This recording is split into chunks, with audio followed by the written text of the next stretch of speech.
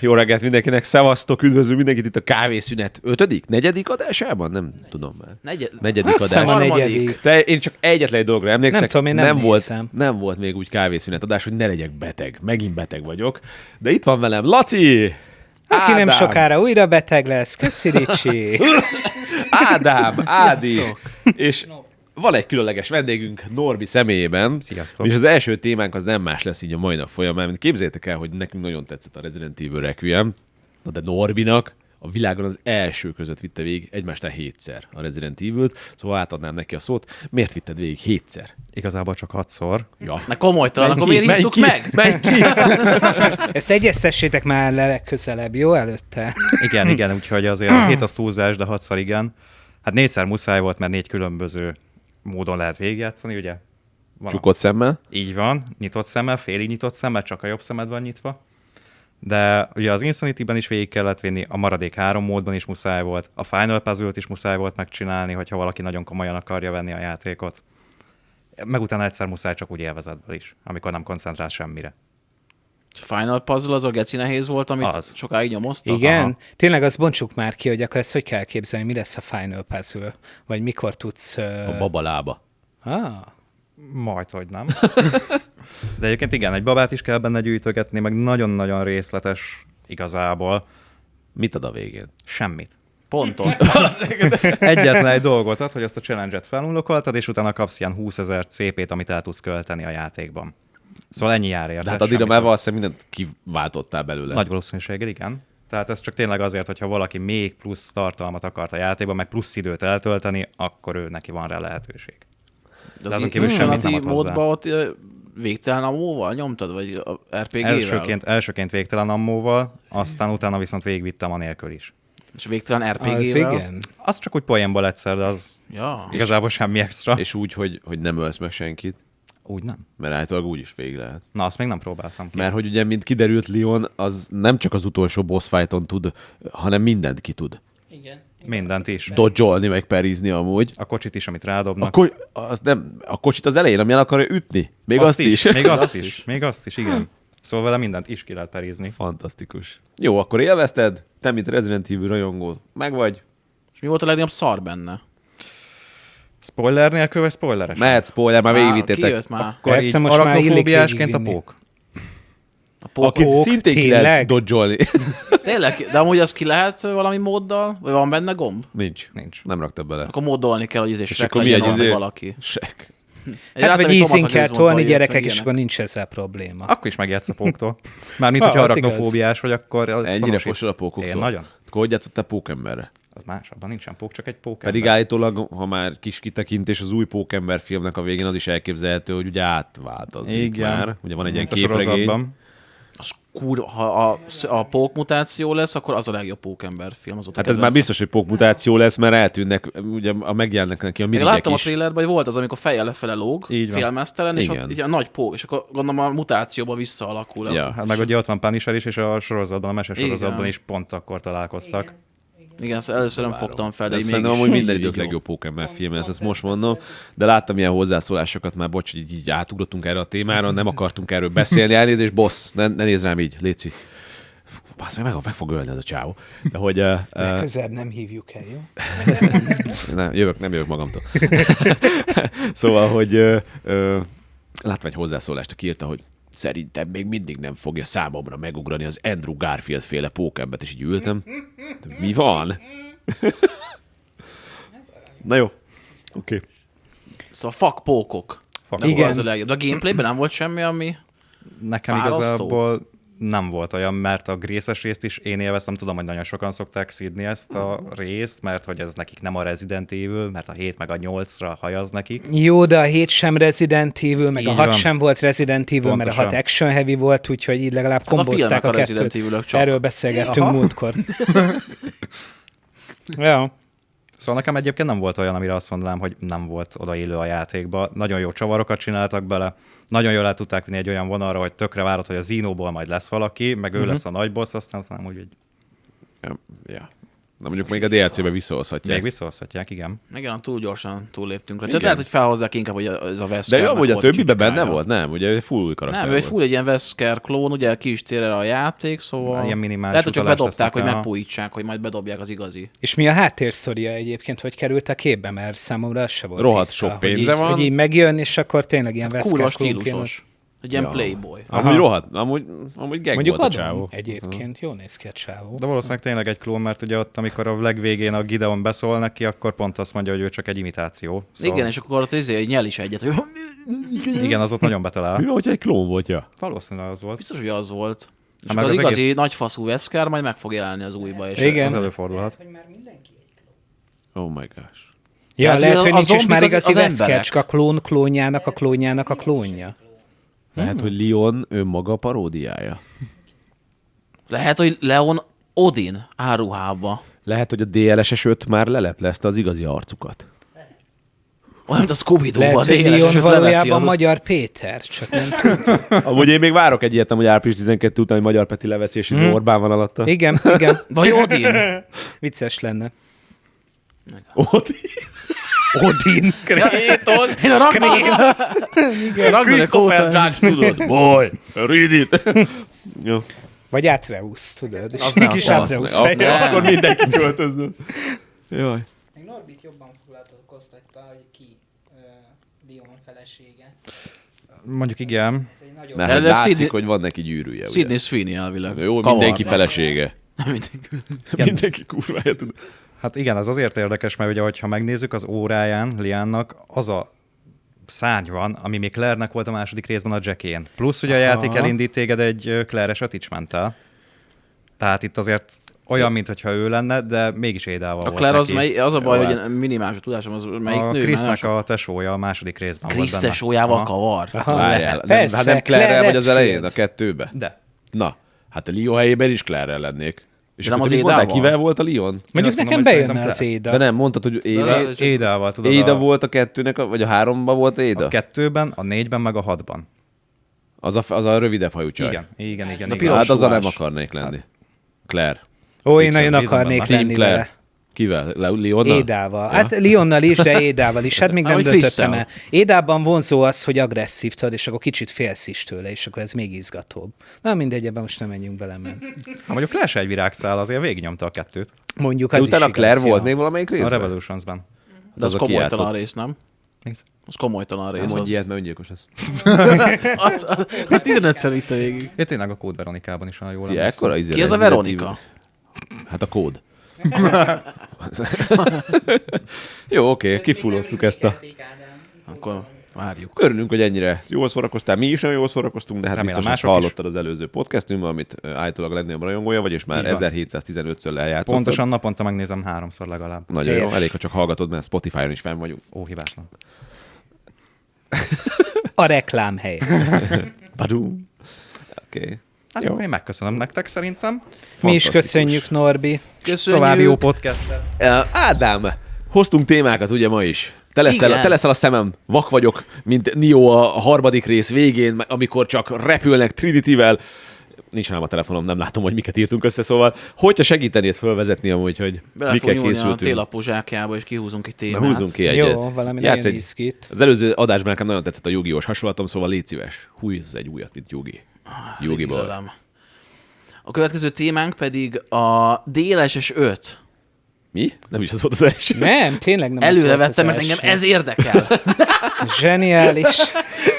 De Jó, egyébként dumázhatunk a DLS-es. igazából a Capcomról volt. Az ugye a most baj. Residenteztünk, és még a CEO mondott pár dolgot, Ja, hogy a PC. maradjunk Resident Evil vonal után a Capcomnál, ugye az volt a téma, amit összeírtunk itt többet magunkkal, hogy hát a Capcomnak a vezére azt mondta, hogy hát a PC gaming a jövő, Így van. egyértelműen növekedést látnak. Ehhez még adalékként tegnap este jött hozzá egy olyan érdekesség, hogy az elmúlt 12 évben folyamatos növekedést tudott a Capcom felmutatni, és ők azt mondják, hogy ezt egyértelműen a PC közönségnek köszönhetik.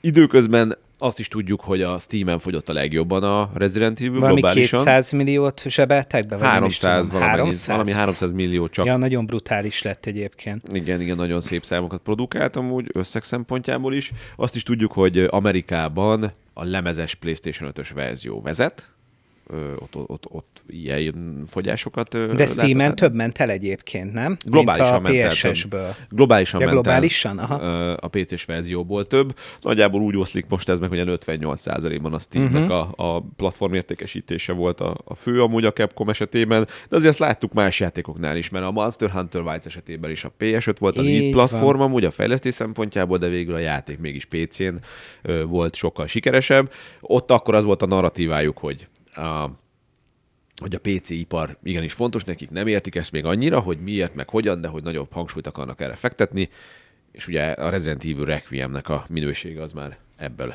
indul, és hát ugye érkezik most mindjárt Pragmata, szóval valami egészen elképesztő, amit a Capcom csinál, és még valószínűleg idén még pletykálják, hogy egy Devil May Cry-t is bedobhatnak amúgy a közösbe.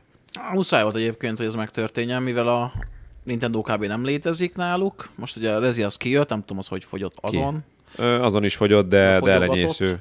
Az Xbox az, mivel teljesen megdöglött, ezért igazából a PC kiemelkedett, mert ugye mindig az volt, hogy ez egy ilyen kis izé volt, hogy arra is kijön, úgyis lekalózkodják, szarnak bele. Na, de egyértelműen látszik, hogy nem. Hát ugye időközben az éjszaka már megjelent a Crimson Desert is, az is valami 278 millió, vagy 278 000 játékost számolt most éjszaka, és ez nem ez volt a peak, az valószínűleg ma este lesz a peakje.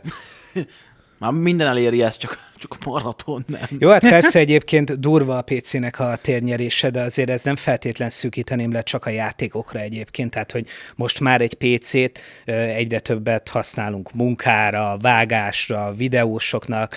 Nyilván egy 500-es videókártyát is fel tudsz más területeken is használni, szóval nem biztos, hogy csak azért, mert mondjuk néha le tudunk kalózkodni Encore Pass-ről dolgokat, hanem mondjuk egyébként is a PC-nek a felhasználhatósága az skálázódik szépen felfelé. Szerintem amúgy egy biztos, sokkal egyszerűbb dolog van. A szabadságérzet a PC-n sokkal nagyobb, mint a PlayStation-on. Hát de most igen, de önmagában az, hogy most pár játékot meg tudsz modolni, jó, persze tök király, tehát nem arról van szó. Nagy számok törvény alapján azért bármelyik kiadó is abba gondolkozik, hogy ne legyen meg egy játék amúgy PC-re, az egy nettó hülyeség. Mióta a PS4 időszak megjelentek, ezek az X86-os architektúrával rendelkező gépek, sokkal könnyebb a portálás, mert nincs akkora generáció, vagy kódolásbeli különbség amúgy egy konzol, meg egy PC között, és a jelenlegi adatok alapján elméletileg 920 millió gamer PC van piacon, ami videójátékok futtatására képes lenne, és itt most nem a kenyérpirító videókártyával szerelt gépekről beszélnek, hanem ami valóban jó minőségű. A Steam is folyamatos növekedéseket mutat amúgy játékos számban, aktív online számban is.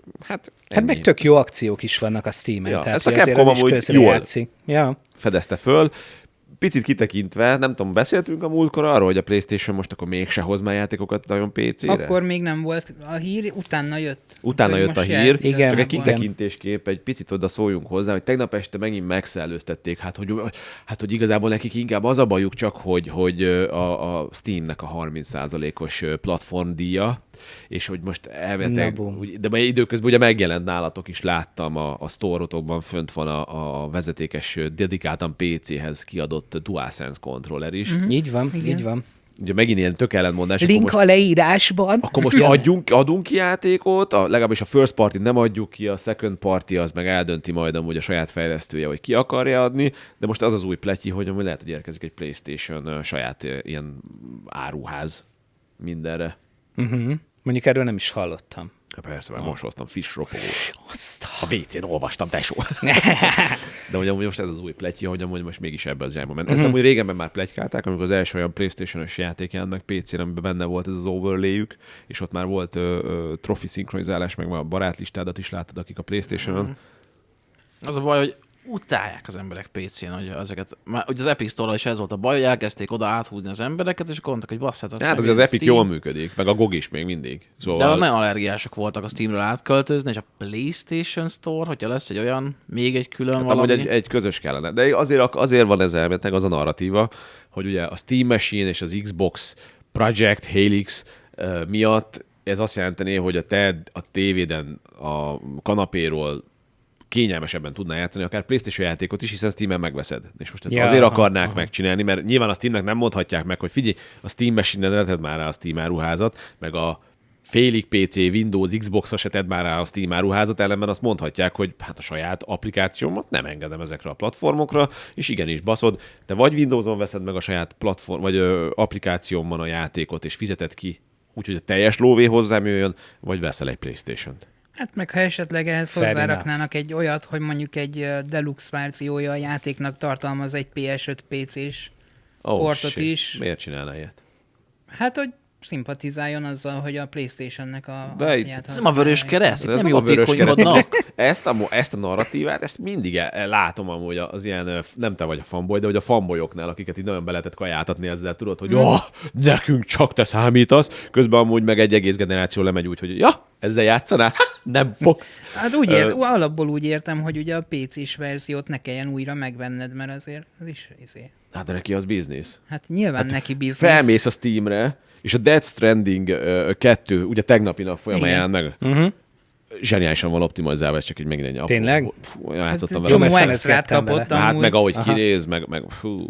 Jó, mondjuk már ez egyes se volt gond. De ilyen már, és szempontból. Kojima is tök jó arc volt most először, ezt hogy mondjam, mert a Twitteren is nagyon sok ilyen hozzászólást kezdett elő is megosztani, ahol írták az emberek, hogy zseni volt a játék PlayStation 5-ön, de te PC-n azt a rohadt életbe, tényleg amúgy le a kalappal.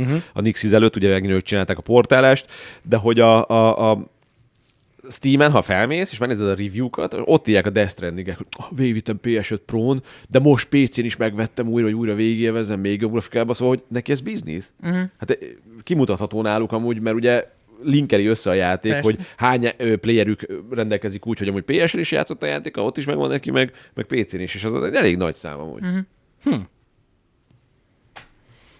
Jó, mondjuk értető, én is valamit PS-sel játszok, valamit PC-n. És akkor is. Aha. Tehát, hogy simán Én majd előfordul, a Wolverine-t. hogy először kinyomom PS-en, és akkor utána, mit tudom én, egy hónap múlva meg ráblök a PC-re, azt se. Ja. Aztán utána játszok is. Hát mindegy, meglátjuk. Ami nagyon érdekes az a hozzáállása, az a baj, hogy megint nem kommunikálnak teljesen nyíltan. Hasonló volt annó az Insomniac Gamesnél, amikor egyszerűen csesztek információt adni végre a Wolverine-nel kapcsolatban, vagy elismerni azt, hogy ez valóban fejlesztés alatt van, így fog kinézni, és ugye utána volt ez, hogy a hackerek meghűltek, és egyszerűen olyan szinten feltörték őket, hogy az addig ellopott kódból PC-n futtatható verziót csináltak a Wolverine-ből. Én az a baj, hogy a mi community-nk, a gaming community, meg a gamerek, ez egy nagyon veszélyes terep.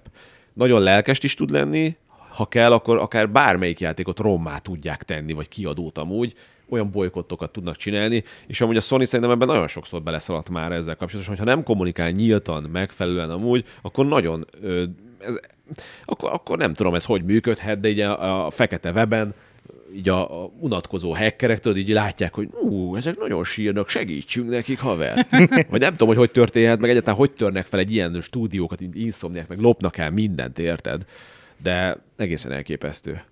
Nagyon, nagyon veszélyes ez amúgy. Szerintem a legtisztább az, hogyha nyíltan, normálisan kommunikálnak a kiadók és a fejlesztők. Vagy addig nem Egyébként igen, nincs mutassanak be más valamit. opció. Persze. Hát de a PS4 óta nem volt ilyen. Most már a PS5-nél, amit az a többi CEO van, szerintem full kusba vannak, ezeket a PlayStation Igen, showcase-eket most ez szar. befejezték. Ez most szar. Minden full titkos, kurva anyátok, ha érdekel valami, majd egyszer valamit így csöpögtet. A Wolverine-t is így kifosták random a megjelenését, mert ugye volt valami... Ja, kiraktak egy trélert, baszki. Az is csak egy teaser, hogy a release date. Mert elkezdték azt hiszem a maratont, hogy valamit elkezdtek nagyon elkézni. Ja, nem a Blue Pointot bezárták, Ja. és nem tetszett az Tényleg. ember, és hogy Wolverine, keszi, jön a Wolverine, Nyomjatok rá! Nyilvános a videó!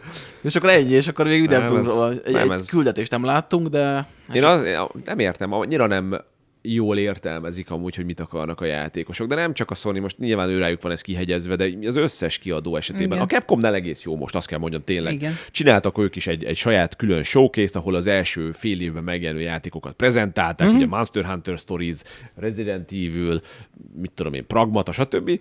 Tök jó, és amúgy egyszerűen nem értem, hogy a Sony-nak is egyetlen egy dolga lenne. Csinálják ezeket a State of Play-eket 2-3 havonta, amikor jön egy nagyobb saját stúdiójú játék megjelenése, csinálnak abból egy ilyen showcase, tudod, hogy az vagy showdown, hogy amúgy mi lesz abban a játékban. És ezen kívül nyáron tartsanak egy PlayStation Experience-t, ahol bemutatják, hogy gyerekek, az elkövetkezendő egy évben vagy másfél évben ezért lesz értelme venni PlayStation Igen. konzolt, és akkor megkapják a fanok is amúgy egy fanservice szempontjából. Én nem értem. Ez azért is, mint hogyha tényleg az lenne, hogy a mostani vezetők azok így, Nem tudom, mit csinálnak. Szerintem egy Igen. irodában, mint Stephen Hawking így nyálazzanak. ő szigeten van. Nézzük a szigeten, nézzük az Azon a Excel-t. szigeten, Most tudod? kifejezetten sokan csinálják. Mint tudjuk, hát melyik szigeten szigeten Amerika van szó. szavatán. Amerika kapitányjátékkal is csak húzzák az agyadat, érted? Abból se hoznak semmi komolyabb, pedig várnád, te említetted a Vasember játékot, az Iron Man-t, ugye? Tomb Raider is. És azért töltöttem le a Fortnite-ot tegnap este, mert líkelték, hogy ma meg lehet venni benne az Iron Man Mark 3-as páncélt. Szóval nekem a Iron Man-t ne tépked, légy szíves, mert az nem, ott tartok, hogy tudod, oda fogok az IE motívnak a székháza elé sátorozni, és ott fogok addig, amíg nem mutatjátok be. Elfelejtették, hogy Kicsi vagyok Magyarországról, gyertek ki! Nem, tényleg, hogy ennek is így mi értelme. GTA is kicsit ugyanez, Tomb Raiderek is kb. Ugyanezek. Ja, jön 2 éven belül, de még semmit nem tudsz róla. És a GTA-t az felesleges, a száj után terjed, az nem kell reklámozni soha, akkora, hogy... és még így is fogja, de hogy igen. De nem a Sony-nál ez más egyébként, ott már úgy beszűkültünk, mint a picsa, tehát hogy eddig az volt, hogy 1-2 évre tudtad, hogy milyen játékok jönnek kb. Volt egy hype, most már ott tartunk, hogy ami pár hónap múlva jön a Wolverine geci, kb. Semmit nem tudunk róla, épp hogy tudjuk, hogy megjelenik majd, és jövőre például már semmit nem tudunk. Nem, tévedsz. Tudunk a Wolverine-ről nagyon sok mindent, mert a kilopott adatokból benne volt minden. Nice, legalább minden. Igen, nagyjából igen. Hát nem tudom, érdekes ez az egész. Játékstúdiók is még a karakterek is, akik majd felbukkannak. Karakterek igen. is, ja. Ez a baj, és abban nagyon ígéretesek a karakterek, úgyhogy azért is várja az ember. Ja, lelőjem a poént, ki lesz benne? Ne. Szóval az a baj szerintem, hogy igazából tehát a játékstúdiók is néha úgy viselkednek, mint valami sértődött picsák. Tehát, hogy onnantól kezdve, hogy egy kritika éri őket a gamerektől, most nézzétek meg a Borderlands-et, érted? És akkor gyakorlatilag mit mondott a CEO-ja? Hogy volt? Vegyetek jobb gépet, talán nem tudom. Igen, tehát hogyha ha nem fut a géped, akkor vegyél jobb gépet. Tehát én optimalizem, ne viccelj már, tesó. Szar a géped, vegyél újat. Tehát, hogy holott alapvetően egy cég nem csinálhat ilyet. Tehát pont az lenne az irányelv minden cégnél, amit mondjuk a Capcom csinál, hogy egy nagyon picit, egy kis hangyafasznyit odafigyelek a gamereknek a véleményére, és megpróbálom őket kiszolgálni. Ehelyett mi megy? Mindig megálmodjuk a legjobb multiplayer játékokat, meg mit tudom én, és akkor onnantól kezdve meg, ha bárki bemer szólni bármilyen fórumon, akkor le volt. Ezt csinálja a Ubisoft is például. Évek óta Ubisoft. Az megy, hogy tudják, hogy jön a Black Flag remake, és mindenki azt várja, mert az az ultimate favorite rész, az a Black Flag, és akkor így jönnek sorba a átszkinezett Valhallák, hol Shadows néven, hol meg hát ez attól nem függetlenül, hogy élvezhető, meg játszható, attól még mindig egy átszkinezett Valhalla, és nem kaptál tőle semmi extra. Meg a Skull and Bones, tehát nem az lett volna a folytatás? Jó, hát a van egy csapat brit tudósuk, akik a legnagyobb ocsmány szaladék geciket tudják az emberek. Skull and Bones a legjobb kalózos játék, amiben nem tudsz úszni. De most a Jeff Kaplan volt egy véleménye, ugye most jön ki az új elképesztő kaliforniai mi volt, Cowboy játéka, és ott volt valami, streamelgette, hogy milyen a játék, és akkor mondta, hogy amúgy akik nem vették meg a játékokat, azok kussoljanak, nem mondjanak rossz véleményt, és akkor ezt is felkapták most a Twitteren, hogy hát most meg kell vennem 30 000-ért, amikor tisztán látszik, hogy egy kurva nagy szar. És úgy, hogy az egész piac ráadásul olyan 30 000 forintos a játékokat dobák ki, amik játszhatatlanok. De te vedd meg 30-ért, nem? Igen, és aztán vegyél meg jobb gépet is, mert nem fut el geci, csak a DLSS 8-szal. Ja, hát ugye ezt mondta Tom Howard is annó a Starfield-el kapcsolatban. Szar a géped, vegyél jobbat. Az véletlenül sem baj, hogy 20 év ugyanazt az engine-t használják, ami az egy percig nem nyúltak hozzá. Na de majd most a DLSS 5. Nem is tudom, mióta használják. PSSR. Yeah. Mert ugye a PS-nek is kijön. Igen. Hát ugye időközben megjelent, akkor térjünk hát egy másik témára, mert nagyon elkalandoztunk. A PSSR 2, vagy hát ennek a újra gondolása, Mark Cerny és az AMD közös csodatevő képessége. Ugye ez egy algoritmikus eljárás, ami igazából tovább frissített verzióját kapta meg a PlayStation 5 Pro konzol. Ezáltal sokkal kevésbé lettek homályosak a képek, vagy zajosak, és valóban jól működik amúgy. Én több játéknál is kipróbáltam, és nagyon elégedettek vele amúgy. Több az FPS-ed is amúgy? FPS-ben nem, viszont a képnek a tisztasága, vagy hogy mondjam, az jobb lett. Hát ennek valószínűleg az a célja, hogy meglegyen a kívánt FPS mennyiség, és mellette még jó legyen a kép is. Nincs meg a kívánt. Hát nincs FPS, meg, miért nincs meg? Jó, hát ha kívánta FPS az 500. Hát az mondjuk 60. Nem, hát amúgy nem, most így az FPS-ben én nem is másznék ebbe bele, amúgy, hanem inkább abból a szempontból érdemes ezt picit megbeszélnünk, hogy tök jó ezt látni, hogy amúgy oké, megjelent a PS5 Pro, amire a megjelenéskor nagyon sokan húzták a szemöldöküket, nagyon a létjogosultságát. És milyen csend van azóta, Ricsi, nem? Nem figyeltétek meg, hogy az elején mert jaj, ennyi pénzért? És érdekes, azóta nem hallom, hogy bárki reklamálna a PS5 Pro teljesítményére vonatkozóan, árára. Hát most már pláne nem, mert ugye most kaptak ez egy nagyon szépen felépített boost amúgy. Nyilván ugye a PC és FSR 4.2 az, ami hasonló, ugyanúgy ez a neurális engine-t használja. A felskázas pont tegnap volt a Mark Cerny rakta ki amúgy, hogy több PC-s játékot kipróbált az új FSR-rel, és hogy nagyon boldog, hogy az AMD-vel közösen csinálták a PSSR 2-t, mert hogy jó ezt látni, és utána az AMD-től is megjelent a helyi helytartó, aki ki van nevezve, ez a hogy is hívják, project, nem is ott is valami project nevet, Amethyst, vagy nem tudom mi ez az AMD-n belül, ugye, és akkor ott is ment a másik felszopás, hogy nagyon jó volt a Sony-val együtt dolgozni, hogy tovább tudtuk fejleszteni ezt a technológiát, és nagyon köszönjük, és ott ment az egymás izé. Jó, hát szerintem ennek maximum annyi értelme van, illetve az az értelme ennek az egésznek, PS6-ot nem fognak tudni kidobni idén, legalábbis én nem gondolom, hogy ki fogják dobni. Talán még a GTA-nál elképzelhető, de most gondoljatok bele, hogy a mostani ramárak mellett kidobnak egy PS6-ot, hát már PS5-nél is mindenki kibújt a bőréből, hogy ennyibe kerül. Most lehet, hogy akkor nem tudom, lenne egy 500 es konzol, és akkor azt mondta, hagyjál már. Úgyhogy valószínűleg azért adták ki ezt a PSSR 2-t, hogy legalább akkor adott FPS szám mellett adjon mégis valamit. Valószínűleg a DLSS 5 is ezt az irányvonalat követi. Független. Az egész szerintem is fejlesztés, amit ki fognak terjeszteni az összes konzolukra, de ez mindig. Az, amit a Nvidia-nál. Hát jó, csak valamit vidítani kellett idén is. Tehát azért hát ez inkább most készült el arra, hogy bevethető legyen szerintem. Meg azt is el tudom képzelni, hogy amúgy időközben érkezik majd egy 3.0 is ebből. Ez elég hosszú távon fel lehet tartani szerintem a PlayStation 5 Pro-nak amúgy az életciklusát. Az biztos. És a PS6 az biztos, hogy nem jön 28-29. Én tovább is a 30-at látom reális esélynek. Hát oda kéne eljutni, hogy tudjanak egy frame gen-t is. Tehát, hogy a konzol tudna a frame gen-t, és tudna... Én nem is tartom indokoltnak, hogy hamarabb jöjjön, mert annyira el lett eresztve ez a generáció, mint a PS5-ös generáció, tehát annyira nem érkezett meg az elegendő mennyiségű játék. Hát igen, ez rá, benne van. Igen. Hogy én egyáltalán nem lennék mérges azért, hogyha csak 30-ban jön egy PS6, mert igazából minden gyártó elkurta ezt a season-t. 30-ig 30 FPS. Azért összeguborodva sírok majd a zuhany alatt, ha 30-ra jön csak meg. Azért az én szerintem rossz a megközelítés amúgy. Szóval nem a videójátékok harcolják ki maguknak az új konzolt, hanem a technikai fejlődés. És hogy például fogunk ebben a podcastben a DLSS 5-tel kapcsolatosan is nagyon sokat beszélni. Most ezt hagyjuk, hogy annak milyen lett a bemutatása, mert az egy külön téma lesz.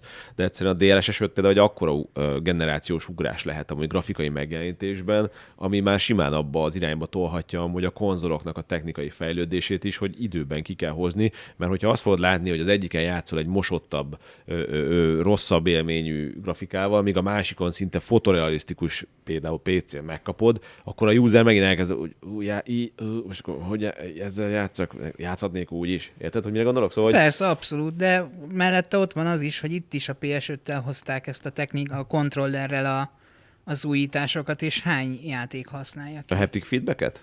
Igen. Az nagy, igen. Hát miért? De az is, ez mi amúgy, hogy PC-n is amúgy a haptic feedbacket az csak vezetékesen. Igen. És a vezetékesség, ez a legalja, tehát én nem tudnám rádugni már.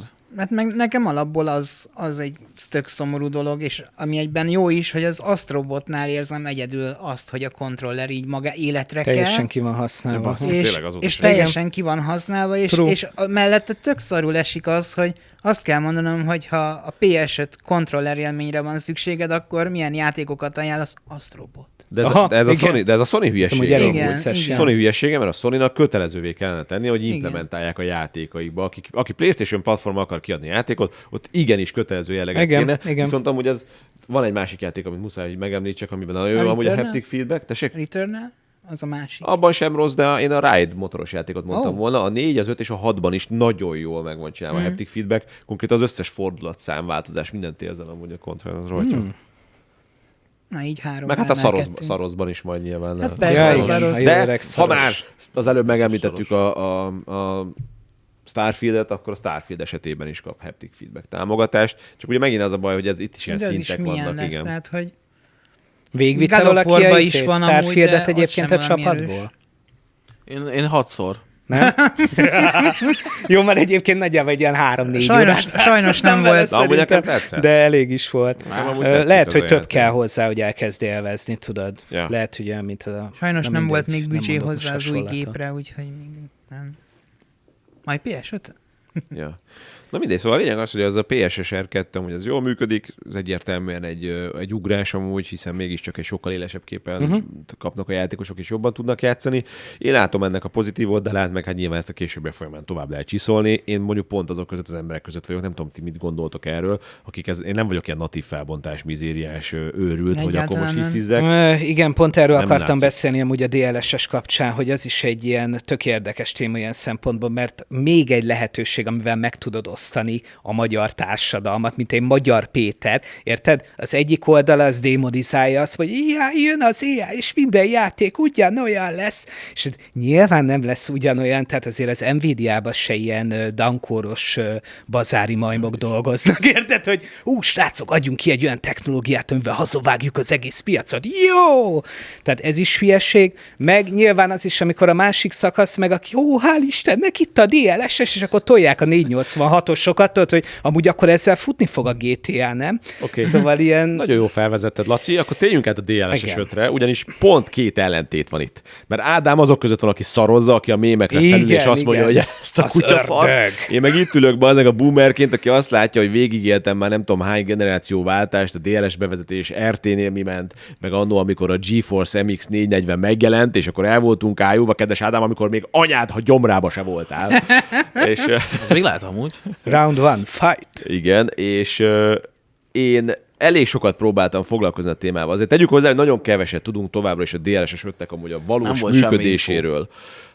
Annyit tudunk, hogy ez geometriákat hogyan elemzi, magában a renderelésbe hogyan nem nyúl bele, hogyan nem fér hozzá, és elméletileg csak a fényekkel játszik. Most minden technikai oldalról nem fogjuk ezt szétszedni. A Digital Foundry az el van ettől ájulva, aztán jöttek az IGN és az egyéb önjelölt web barbárok, akik felkerestek Ubisoft és egyéb más fejlesztőket, akik fel voltak háborodva, hát ők nem is tudtak erről, ugye mondták a fejlesztők, de könyörgöm, egy olyan technológiáról beszélünk, amit az év vége fele tervez bevezetni az Nvidia, hát nyilván nem egy több ezer fős társaság van ebbe az egészbe belevonva, hanem az első körben egy szűk erdien történik az egésznek a kitalálása, fejlesztése, és nem a legkisebb utolsó kutyafejlesztőket veszik bele ebbe a buliba. Na mindegy, Ádám, akkor gyere. Gyere Gábor, gyere. Hát nekem az volt a bajom vele, hogy szerintem az arcokat az nagyon ilyen... Hát ilyen az túl volt olyan túl volt túlva.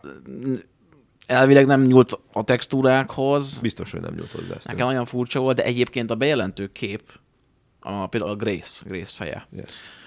Elképesztő kutatómunkát végeztem, mint az NCIS, és arra jutottam, hogy ez előtte kép, megjelenik. Az a Grace fej PS4 Slim. PS4 Slimre van screenshotolva. Megnéztem az igazi cutscene-t, 50-90 max 4K-ba. Nem, hát le volt véve egyetemen. Pet Racing. Hát ott teljes, az esőtől nedves az arca, a haja más, a Pet Racing miatt. Ilyen 640x480-tól minden ki van kapcsolva. Igen, na látjátok, mekkora ugrás. Látjátok, az PS1 Slimről megy most. Biztos ez is benne van, de azért szerintem tuti látványos mert lesz. Nem kommunikáltak korrekten megint. Ez magának köszönhetik amúgy, mert csak ki lett baszva egy videó, meg a Digital Foundry el lett hívva egy hotel szobába, hogy gyertek srácok, nézzétek meg. Kaptak egy $300,000. Mit tudunk majd csinálni? 2 50-90-nel, de laboratóriumi környezetben már csak egy 50-90-en is fut, ugye ez is elhangzott. Ez megint egy olyan, hogy ez nem így kellett volna. Az Nvidia-nél sokkal jobb prezentációkat szokott csinálni, nem tudom, hogy most mi történik. Általában ilyenkor tech demókkal szokták elmagyarázni, hogy amúgy valóban mire lesz képes az újabb technológia. Szerintem ezt kicsit elhamarkodták, vagy nem tudom, hogy ezt... Hát fura volt ennek az nem volt leírva a kis tagline, hogy ez amúgy min fut, milyen beállításokkal, semmi. De figyelj, hogy a kívánt hatás el van érve, megint róluk beszélünk, nem? Vagy hát róluk persze, beszélnek. Persze. Meg kétségtelenül látványos, és lehet, hogy mire kijön a valódi DLS eset, már senki nem fog emlékezni arra, hogy torzították az előtte képeket. Igen. Mert nem fog érdekelni, örülsz annak, hogy van. Meg azt se felejtsük el, hogy miatt szétszedjük ezt az egészet, hogy ez egy tool. Szóval a fejlesztőre van bízva, hogy használja, nem használja, és utána pedig a végfelhasználóra van bízva az is, hogy bekapcsolja, vagy nem kapcsolja be. Meg szerintem egyébként az egyetlen célja az, hogyha bemész és megveszed a 500 000 forintos videókártyát, akkor lásd, hogy van FPS-ed. Tehát ne 30 FPS-ed. Pont ez a lényege, hogy most ott tartunk, hogy megszületett a DLSS, ugye, és akkor elkezdtük azt, hogy van a frame jam, vannak ezek, és akkor így már a 500 000 videókártyád, hogyha ezeket mind bekapcsolod, akkor kapsz valamennyi FPS-t, és akkor ott tartunk, hogy akkor most már igazából ez így meg a lightningot, a textúrákat még fel is húzza az új DLSS, és akkor ott tartunk, hogy már húgyosra van hackelve, és ezért natívan a játékok már alig futnak egyébként egy csomó játéknál. De nem számít. De miért a konzolosok azt tudják, mi az a natív. Hát a múltkor vitatkoztam egy sráccal, aki jött ezzel, hogy hát de 4K 60 FPS, mit tudom én, melyik játék, és akkor írtam neki oda a Facebookon, nem tudom miért mentem bele, bazd meg, nem tudom. És írtam neki, hogy figyelj, nem akarok megbántani, de mondom, azért, mert te megeszed a marketing maszlagot, az a játék valós natív renderelt képkockája, az 1080p, és az van felskálázva 4K-ra. És mondom, azért, mert te nem érted a technológiának a működését, az nem mondj már hülyeségeket. És akkor jött megint, folytatta, de hát ide van írva, hogy négy. Jó, befejeztem. De van írva. Egész éjjel vele vitatkoztam. mint egyszer a hölgyel a 8K-s, hogy rá van itt a PS dobozára a 8K, és akkor ő neki az is volt, igen. De amúgy az a baj, hogy ezek a játékoknak amúgy a minőségéből, vagy a játék élményből amúgy egyáltalán nem veszel, meg nem is tesz hozzá. De nem az immerzivitásra egy picit. De elustulnak a fejlesztők, de tulajdonképpen ameddig megkapod azt a produktumot, amit élvezel, nem tök mindegy, hogy mennyire lustul el. De szerintem nem a fejlesztő lustul el, a kibaszott kiadó a probléma mindig. Hiszen a kiadó erőlteti rá. Hát a legtöbb fejlesztő nem is látja a kész produktumot egybe, megkapja a projektet, hogy mit kell csinálnia, és azt sem tudja amúgy, hogy az hogyan fog összeállni, vagy hogy mi lesz. Mint egy ilyen gyárszalagon, tudod, mindenki rárak valamit, és akkor megy tovább. Hát igen, amúgy, de tényleg ez így működik, és a végén van ez így összeollózva. Arról nem is beszélve, hogy egy natív 4K-s játékhoz mekkora tárhely kéne egy gépbe. Mert azért ott a asseteknek a mérete is jelentősen nagyobb. Tehát... Hát, de az attól függ, hogy milyen engine-t használsz, és hogy tömöríted ezeket. Ott van a legjobb példa, amúgy most a Crimson Desert, ami este 11 órakor megjelent a tegnapi nap folyamán, és minden csutkán 4K-ba valami 6 giga VRAM-ot eszik. Szerinted? Meg lehet ezt így is oldani. Meg lehet ezt úgy is oldani, ahogy annó PlayStation 4-en kinézett az Uncharted 4. Igen. Hát igen, és ott a pont. Ja, de mert nem kell, még messzebb is mehetünk. PS3-on, aminek nem volt 256 mega összmemóriája sem. Hogy nézett ki rajta az Uncharted 3, a God of War vagy a Last of Us? Ja. Hát igen. Ja.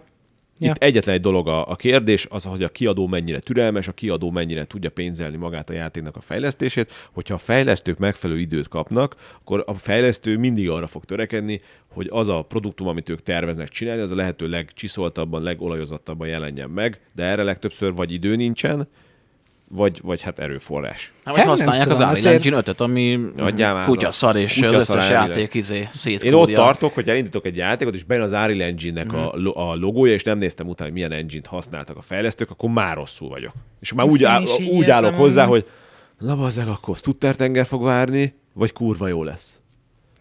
Általában csak kurva szar, és akkor például a Stellar Blade is ugye a 4-et használta, és mennyivel jobb lett, hogy kurva jól néz ki, és 4000 FPS. Igen, egyébként ez egy nagyon jól optimalizált játék, de lehet, hogy kell egy kis idő még, nem tudom, hogy ezt a framework-öt megtanulják jól. Nekem amúgy sokkal kellemesebb a szememnek a saját fejlesztett engine-esben készült játékok, sokkal kellemesebb látványt nyújtanak a szemembe, én sem vagyok elájulva az arra épített föl.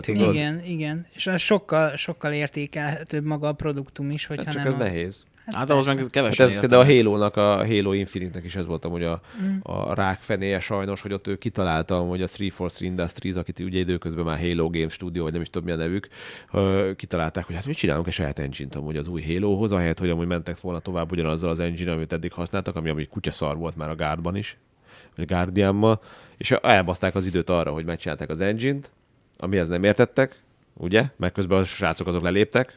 Tessék, akkor szavaztok, mi mentünk.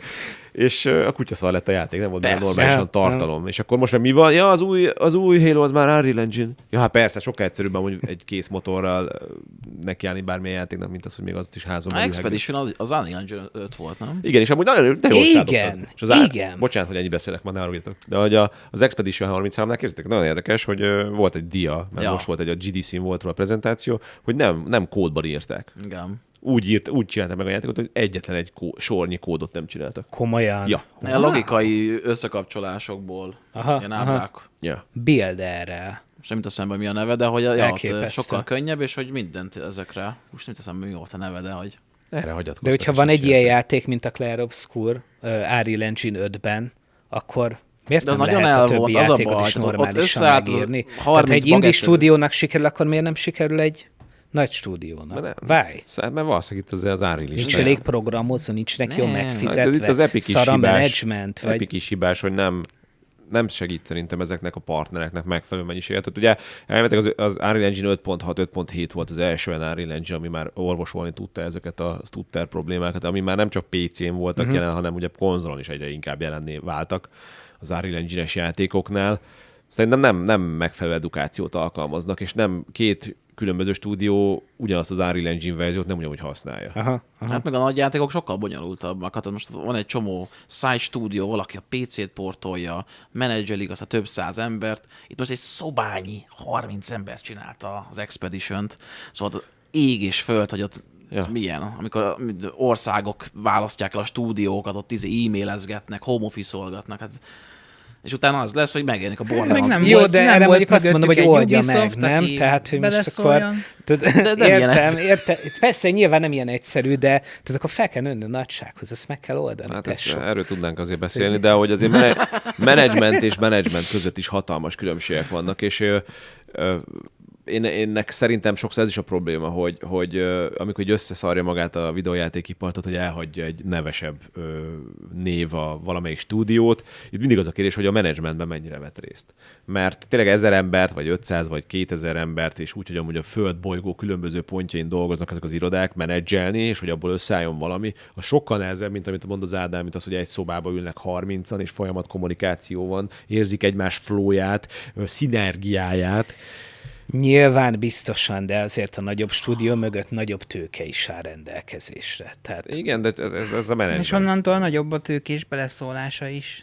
A nagyobb a tőke. De az is a menedzsmentnek lenne a dolga amúgy, hogy a tőkéseket bekussoltassa, és biztosítsa őket arról, hogy gyerekek, ez a játék jó lesz, és meg fog nektek térülni. Mert onnantól fogva, hogy a menedzsment erről nem tudja biztosítani amúgy a tőkést, a tőkés elkezd sokkal nagyobb hatalommal bírni, és kihasználja azt, hogy már pedig én fizettem ebbe bele, és ez mikor térül, meg nyomás helyez a fejlesztő stúdióra, és az a vége, hogy megjelenik a játék egy évvel hamarabb, és te meg felhasználóként megveszed, mert sajnálod azt a stúdiót, meg érdekel a játékuk, és egy évig rá se nézel, mert egy kutyaszar. Ja, köszönő viszonyban sincs az, amit elképzeltél. Ja.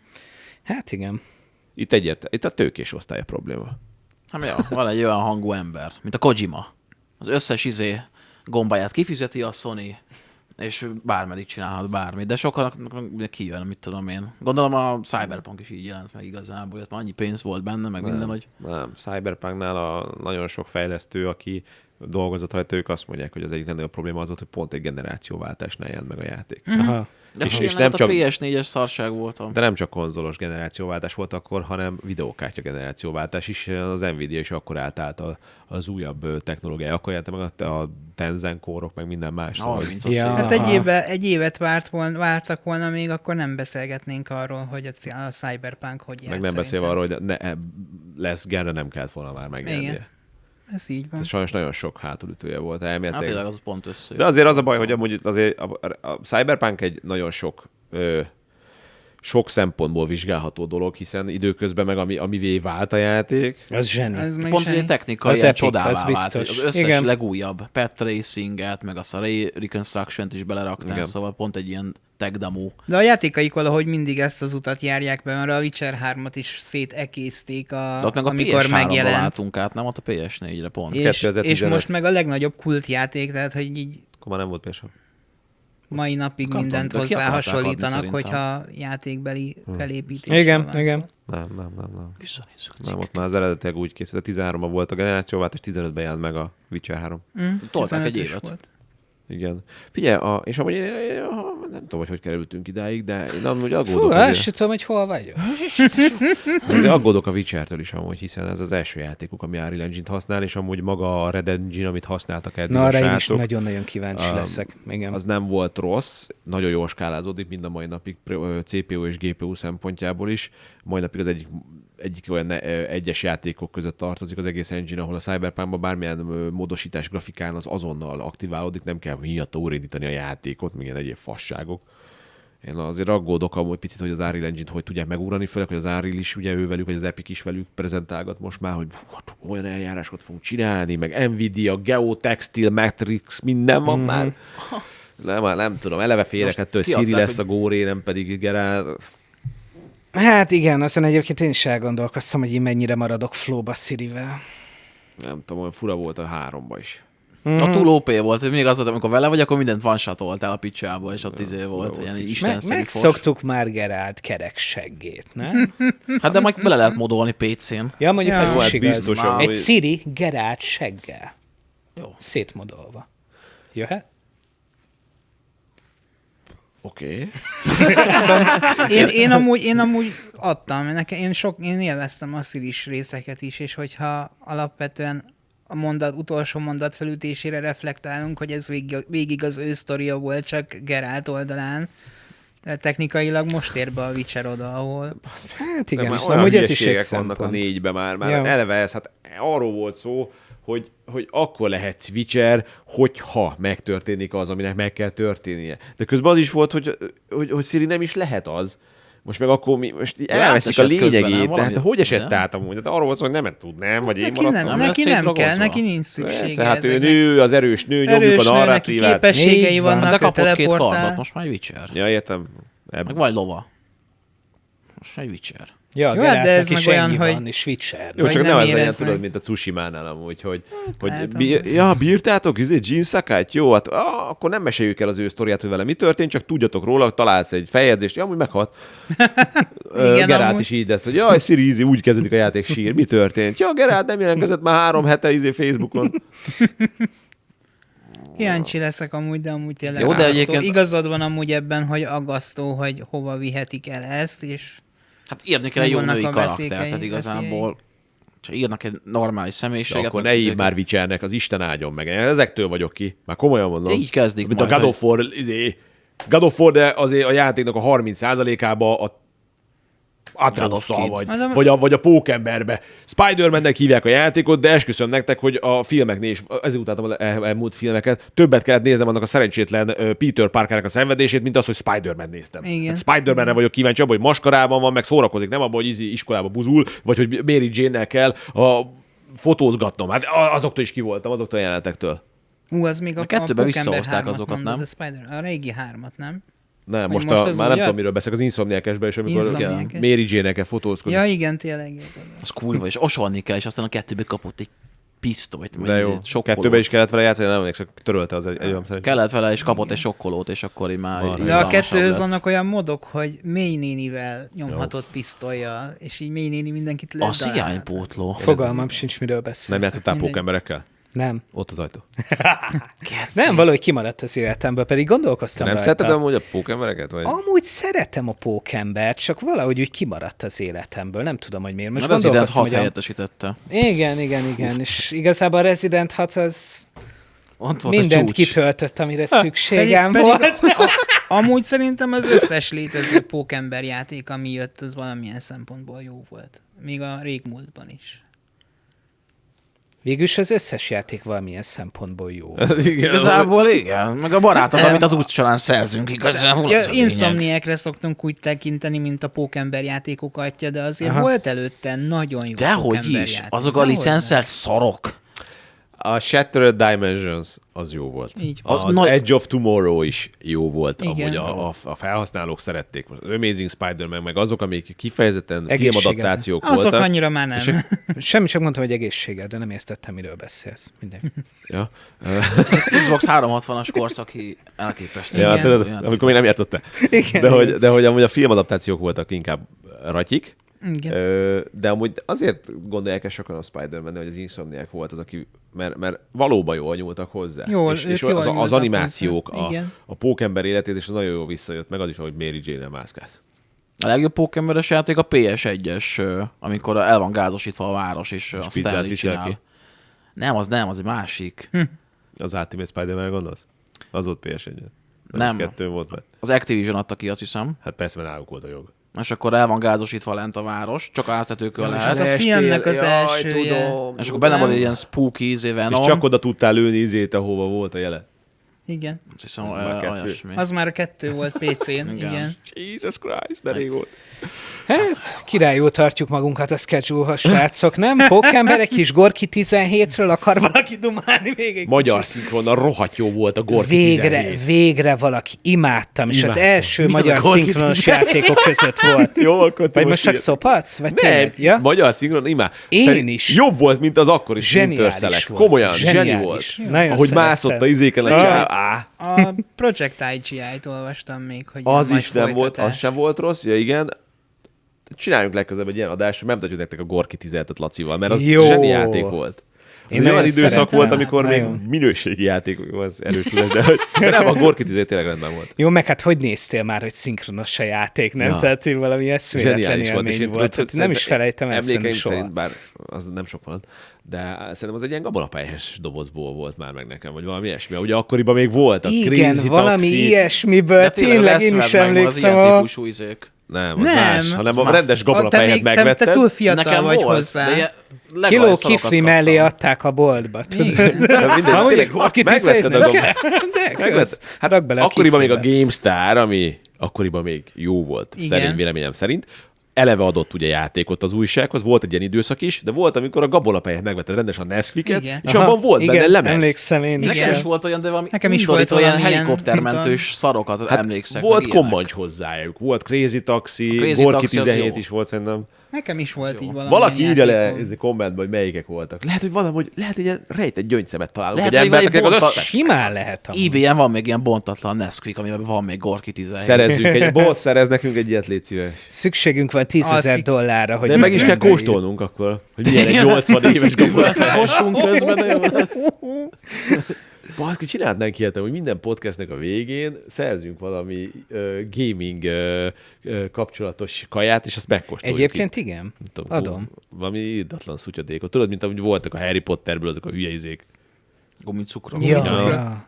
Jó. Csináljuk egy ilyet, ez szerintem poén. Ja, a drazsét mond, a Bagoly Berti drazsé. Ja. Adok én neked olyan drazsét. Azaz. Milyen témát írtunk még fel, Ádám, arra, hogy... Igen, ez amit mind megbeszéltünk, ezek tervben voltak. Én szeretnék elnézést kérni minden kedves nézőnktől.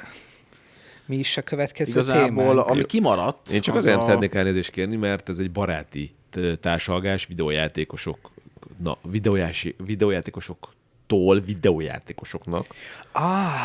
Nem lehet ilyen sebészi pontossággal jó, ez igaz. Meg hát legyünk natívak.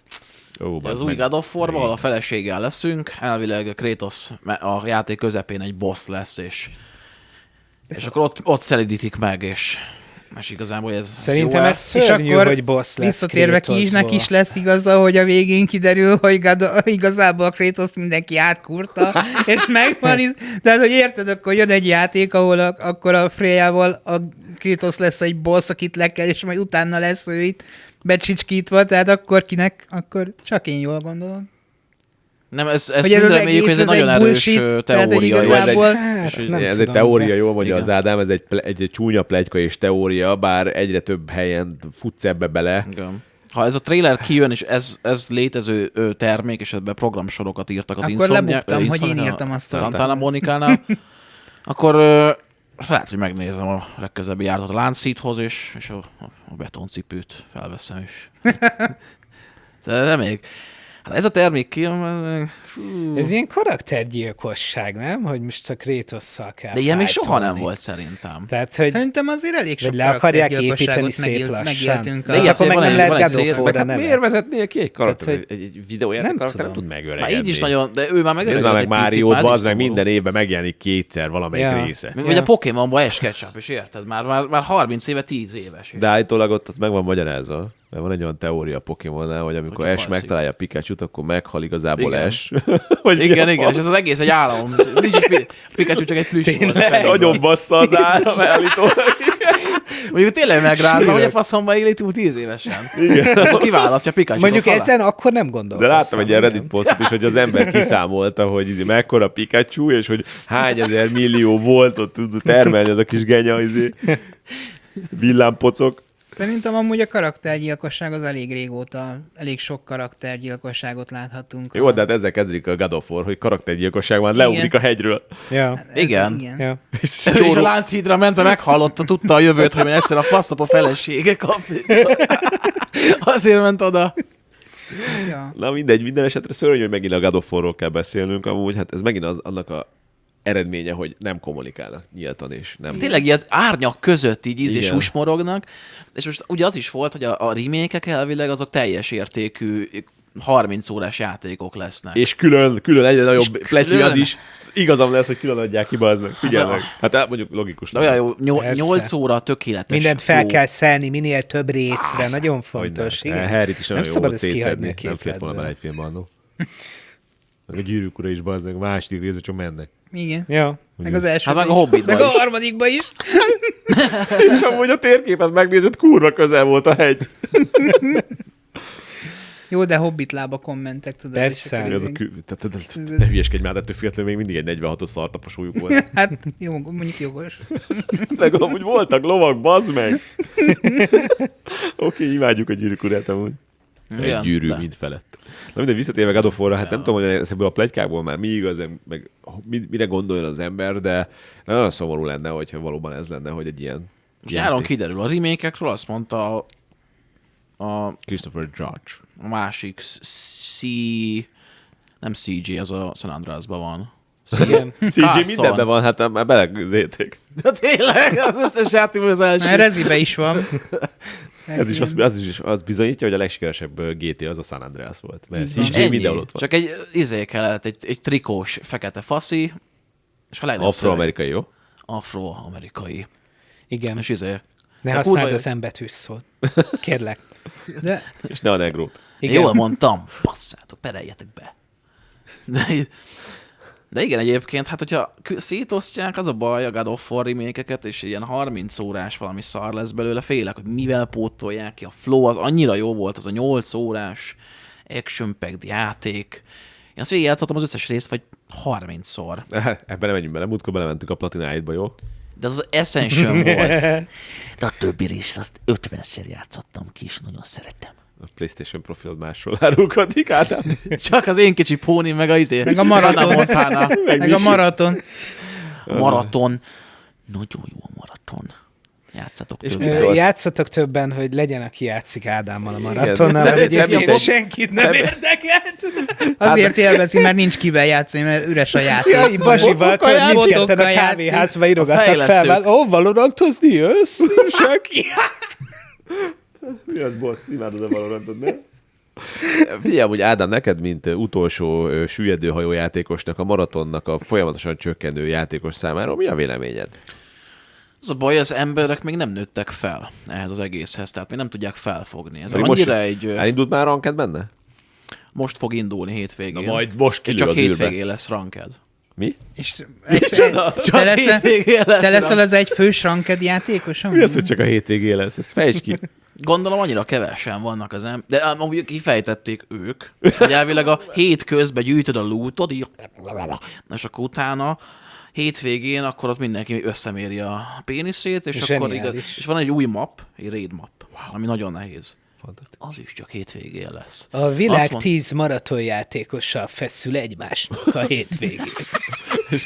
Mi lesz veled, hogyha így lelövik ezt a játékot? És az emberek rá fognak jönni. Tehát igazából ezt a játékot 5 évvel későbbre tervezték, csak a jelenben jelent meg. Szeretném, hogyha most ide bevágásra kerülne majd az előző adásban, amikor a maraton szintet ez egy húgyfos, most meg nem értik az emberek. Ilyen jó, de Stellar Blade-del is ugyanezt csinálta. Stellar Blade-del? Ugyanezt csinálta. Fikázó szóval illett ez a Stellar Blade-et bármikor is. Igen, egészen addig, amíg nem játszott vele, mert utána beismerte, hogy valóban jó a játék, de előtte igen.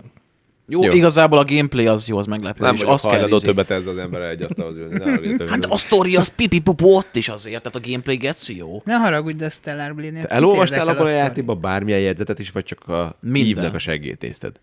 Hát igazából a 2 együtt. Ja, belemódoltam a segélyre az összes olyan sztori van alatta, hogy megőrülsz. Hát olyan prediktelhető, mint a picsa. Azért ez is egy erős kifejezés, de egyébként. Tehát én úgy gondolom, hogy nem a sztori az erősség annak a játéknak. Igen. Jó, oké. De a maraton egyébként. Jó, faszom. De nem az a durva, hogy itt hallgatod, mert igazából egész héten hallgatod tőle. Igen, doborzom az embereket. Maraton úgy. Sokat fizet nekem. Tehát én fizetett színész vagyok. És honnan van a kódod? A kódot azt a legjobb spanon biztosította nekem. És így tudtam hozzájutni. Nem akartam érte fizetni, mert meg gecire fikáztam.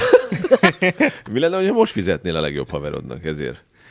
Hát a Revolut. Mondjuk az, hogy az alaplapja megérkezik annak a legjobb haverodnak azért. Az alaplap, amit a konzolvilágtól fog venni, és hamarosan át is veheti. Coming soon. Coming soon. Meséljetek inkább arról, ki mit fog csinálni, mivel fogtok játszani az elkezdő időben. Hát most jelenik meg a Crimson Desert, ránéztek, amúgy kíváncsiak vagytok. Ganajtúró. Már megjósoltam. Basz, megy már ki! Kérlek. De ez egy kiherélt MMO. MMO-t akartak csinálni. Hát annak készült, érződik is rajta. Majd bányászol, kezdem azt hinni, hogy az IGN fizetett bérence vagy. Ugyanaz hülye vagy. Azok is a Concordot 7 pontozták, a Concordot 7 pont, a Crimson Desert szerintük 6 pont. De az 6 lesz. A Concordnál, az IGN nem számít, ott mindig más ember csinálja, lehet, hogy csak fogja. Nem akarom megbántani, de tudod, hogy nem abban mérik a jóságot amúgy, hogy egy játék hány százalékot kap egy pontozáson, vagy milyen a review score-ja, nem az, hogy mennyit adnak el belőle. Mert ez még továbbra is egy biznisz. Na. Kit érdekel, hogy én, hogyha csinálnék egy videójátékot, és azt eladom belőle 10 milliót, és visszajön a fejlesztési költség, mert még meg is keressük a lóvének, mindenki jó jár, akkor hót nem szarom, hogy te sírsz a neten otthon, hogy jaj, hát nincsen benne pónifasz. Na, de akkor rakjuk meg a számokat. 2 hét múlva a következő podcasten megnézzük. Hogy mennyi a Crimson Desert? Igen. Azért hát már most olyan számokat produkál, hogy leszopod magad. Amúgy igen. De milyen számviteli rendszerbe? Tehát hát, 500-ról beszélünk, vagy mi? Hát nem. Mi nem jöttek ki számok. De hova jönnek ki számok, mikor egyértelműen az összes pre-order listának az élét vezette, közben meg Steamen is. A maraton is. Melyiket vezette a maraton? Hát a Steam top egy listája ott volt. A top sellingbe. Az volt az első. Egy olyan időszakban, amikor semmi más nem jelent meg. És most csak ő jelent meg. És akkor is csak egy napig, tudod. Utána lesz akkor is egy percig, és gyorsan csak gyorsan, hogy lőhess egy screenshotot, ott van. Az én memóriám az nem a legjobb, de úgy rémlik számomra, mint hogyha pont te azzal érveltél volna a maratonnal kapcsolatban, hogy hát egy húgyos szar indi, $5 játékkal is többen játszanak, nem? De ez megtörtént igazából, tényleg a húgyos szaros indi játékkal többen játszottak, de a Steamen tényleg ott volt. Top selling első helyen. Meg a top refundban is utána gondolom. Gondolom, igen. Top refund. Lehet refundolni még olyan 10 óráig lehet, ugye? Első 10 nem, óra. 2. Már csak? 2 héten belül és 2 óra. Beléptem miattad, baszd meg. De 119 perced van szerintem, még tudod? Bent hagyta azt az nettó egyet. Hát, rájöttem, hogy ez nem nekem volt. Jó, oké. Szóval nem néztek rá Crimsonra, mert szerinted gatya. Én a Dark Age is szeretném befejezni, mert már nagyon-nagyon illene, és most kezdtem el a héten. Jön a DLC-je. Szörnyen. Tényleg? És azt mondják, hogy mikor? Na az általában teljesen gatyába szedi az egész Doom univerzumot, és visszaadja a fényt, amit most mindenki úgy érez, hogy a Darknál elveszített. Hát igen, bár nem tudom, de hogy maradjon. mit, mert mondjuk tehát nekem az atmoszféra tetszett, a játékmenet tetszett. Nyilván az Eternal az egy teljesen más jellegű játék volt, mert mondjuk nekem az sokkal nehezebb volt, meg úgy egyébként maga a játékmenet is sokkal dinamikusabb volt, szóval ezáltal volt olyan, hogy max. egy másfél órát tudtam játszani a játék után, idegbeteg lettem, tudod. De De a Dark Ages az már valahogy nekem legalábbis jobban találkozik az elképzeléseim, hogy nem annyira gyors, mint egy Eternal, de még azért ott a Doomflow, és ráadásul olyan kombok vannak, tesó. Tehát mosolyogtam, meg röhögtem a gép előtt. Éjfélkor a sötétben otthon. Most sem volt kapcsolva a gép. És ki volt kapcsolva a monitort? Tényleg oda. Tudod, ilyen Mr. Bean-en így ütöttem az asztalt. Nem egyébként. Kivették. Szóval mindegy, nekem tetszik. Kivették a kivégzéseket. Vannak kivégzések benne. E-betű, a Glory tesó. A Glory és már nyomja. Nem. Ja, a Glory Kill. Ilyen van, hogy az a kis fassa így és akkor így meghalt. Aha. Régen pedig kitörte az alkarcsontját, fejbe jó, az vele. Az igaz. Egy de időközben egy PC világá váltunk. Ja, az a következő részben lesz egy fia. Mi van? Odintól. Lesz egy fia Odintól, igen. Átraúsz. Odintól, aki időközben már nővé műtette át magát. Tényleg, szeretnék, meghúzták, hogy most meg... amúgy. Kit, melyikből? Ádám? Mit őszed? Csak olvassa a netet. Miért? Nem tudom. Szóval a Dark Age, meg volt benne az a shield mechanika, és beleraktak direkt egy enemit, ami arra van, hogy ott van, neki baszod a shieldet, szétlocsan az összes, és nekem egy kicsit az így nagyon olcsó volt, meg a flow, ez a stand and fight, amit mondtak a trailerbe, az nekem kicsit olyan nyugdíjas lett, úgy hirtelen. Én nem akarom, hát nekem a nyugdíjas lelkem az szeret. Az Eternál jobb volt. Sajnálom.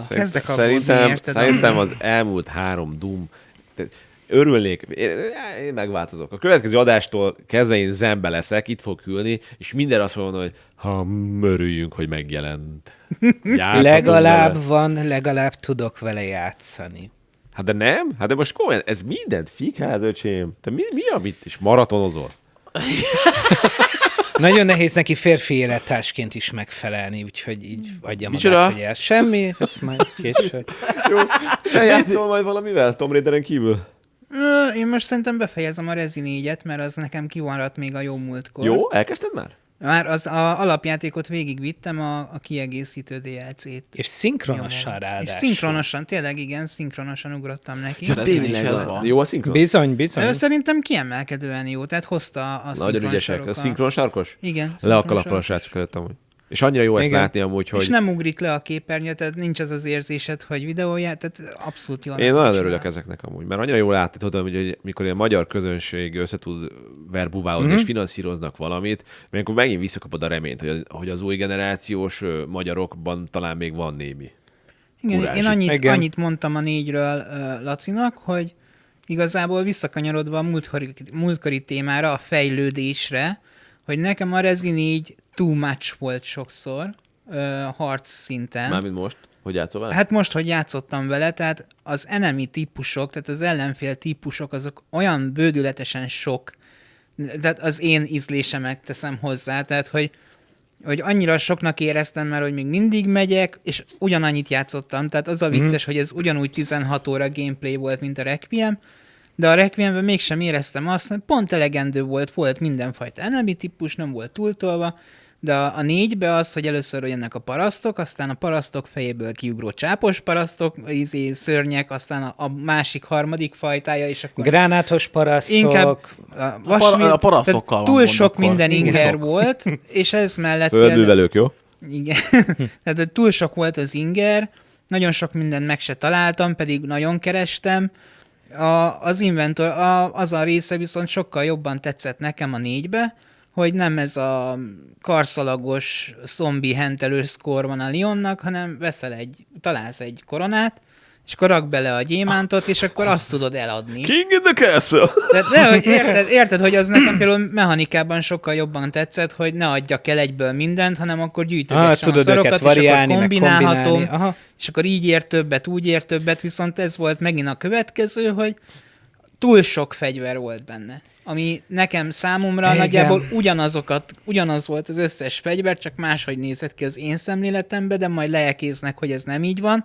De nekem too much volt, és itt megint a Requiem volt jobb, hogy nem volt annyi fegyver, és mindegyiknek volt haszna. Aztán a végén rájössz, hogy a baltával végigviszed, tehát... Igen, meg emlékszel rá, hogy beszélgettünk arra is, hogy mondtam, hogy az M4, imádom az M4 gépkarabét, és ugye arra gyűjtöttem a játék Háborúpárti végén. A játék végén megkapod, és a kutya nem mondja el neked, hogy nem a machine gun ammo kell hozzá, hanem igen, a rifle ammo, és akkor nagy nehezen beváltottam a legdrágább fegyver a játékban egyébként, eladtam az Uzimat, megjött az M4, és nincs van 10 lőszem. Csá. Nekem ez a rakétavető volt. A játék majdnem legelejétől nyomja neked a bolt, ahogy a boltos megjelenik, hogy vehetsz 80 000-ért egy rakétavetőt, és akkor így nagy nehezen a végén megveszed a rakétavetőt, összegyűjtötted, és a következő snitbe oda dobja neked a csaj a rakétavetőt. Tényleg. Világi. Igen. Na, igen. És nekünk is ez az árszong, mert mi is ingyen dobjuk ezt elétek, ezt a csodálatos kávészünet 4. vagy 5. részt. 5. 4. Továbbra arra volt szó, hogy kifizettek érte. Na mindegy, azt majd megbeszéljük. Köszönjük, hogy megnéztük. Igen, köszönjük szépen. Köszönjük, hogy jövünk itt voltatok. 2 hét múlva egy nagyon érdekes témával. Valószínűleg a God of War-ra. Meg a maratonnal. Igen. A maraton, ha még lesznek szerverek. Remélem nem lesznek. Sziasztok. Sziasztok.